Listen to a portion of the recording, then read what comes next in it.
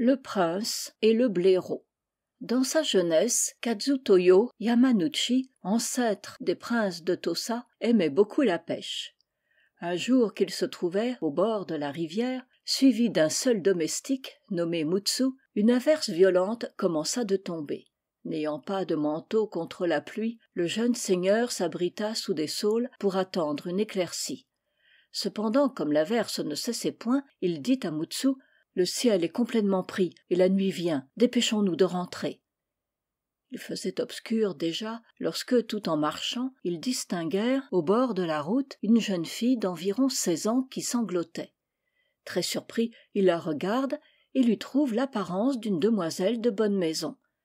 Tandis que le jeune seigneur reste embarrassé d'une telle rencontre, Mutsu, séduit par les charmes de l'inconnue, s'avance et lui dit: « Petite sœur, quels sont vos parents?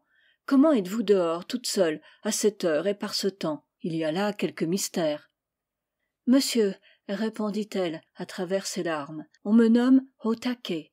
Je suis la fille d'un pauvre homme qui habite la ville voisine du château. Ma mère est morte et mon père a épousé une mégère qui me déteste et me bat. Ce matin, elle s'est mise dans une colère si grande que j'ai fui la maison pour aller chez ma tante. L'orage m'a surprise et j'attendais un temps meilleur avant de continuer ma route, lorsque j'ai ressenti un malaise auquel je suis sujette. Je me trouvais fort en peine à l'arrivée de vos seigneuries. » Pendant que la jeune fille parlait, Mutsu ne la quittait pas des yeux. Katsutoyo semblait au contraire absorbé par de profondes réflexions. Tout à coup il tira son sabre et coupa la tête d'Otake. « Oh, monseigneur, mon cher seigneur !»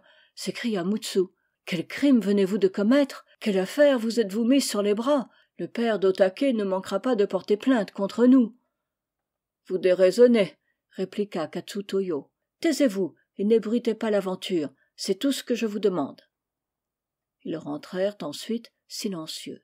Comme le jeune homme était fatigué, il se coucha et s'endormit sans nulle émotion. Mutsu s'en fut alors trouver ses maîtres et leur dit: « J'ai eu l'honneur d'accompagner aujourd'hui votre fils à la pêche. En revenant sous la pluie battante, nous avons rencontré une jeune fille prête à tomber en faiblesse, et votre fils l'a tuée. Il m'avait défendu de le dire, mais à vous, ses parents, je ne puis le cacher. » Le seigneur et sa femme furent cruellement surpris. Après avoir pleuré sur la scélératesse de leur fils, ils allèrent dans sa chambre et le réveillèrent. « Ô méchant et lâche que vous êtes !» dit le père tout en larmes. « Comment avez-vous osé tuer une femme sans défense? Ce crime est indigne d'un samouraï comme vous. Sachez que tout samouraï doit défendre son pays et protéger ses concitoyens.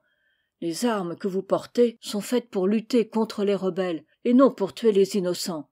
Un criminel tel que vous ne peut que faire la honte de sa famille. Il est affreux pour moi de vous retirer le jour que je vous ai donné, mais je tiens à l'honneur de notre maison. Préparez-vous à mourir. » Déjà il tirait son sabre lorsque Katsutoyo lui dit sans émoi: « Votre colère est juste. Cependant, je sais discerner chaque chose et ne suis point un assassin. La fille dont j'ai coupé la tête n'était pas une créature humaine, mais un démon. J'en suis sûr. Que demain vos gardes aillent relever le cadavre. S'il est celui d'une femme, vous n'aurez pas le souci de me tuer, car je m'ouvrirai le ventre aussitôt. » Dès le jour, le vieux seigneur, bien tristement, s'en fut lui-même à la rivière. Et ô prodige, trouva au lieu d'un cadavre humain le corps décapité d'un énorme blaireau. Pourtant Mutsu doutait encore, n'en pouvant croire ses yeux.